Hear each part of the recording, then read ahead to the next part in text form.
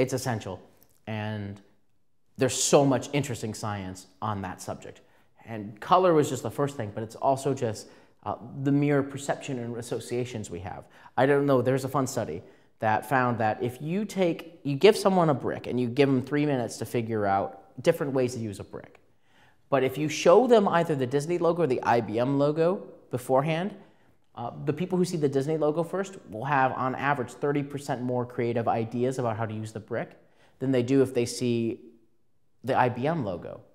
And that's just merely like that building and that perception over time, both of, you know, what those brands represent and the color scheme. But the visual is the automatic immediate assessment. And, you know, more than half of our immediate assessment of a brand when we first meet a logo is based off color. And so it's that color, it's that striking, it's that whatever you're trying to communicate immediately, initially.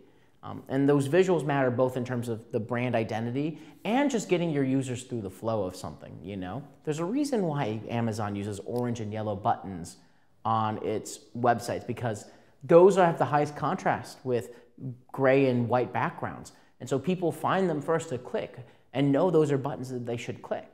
It's so essential for guiding your users through and for that initial brand assessment.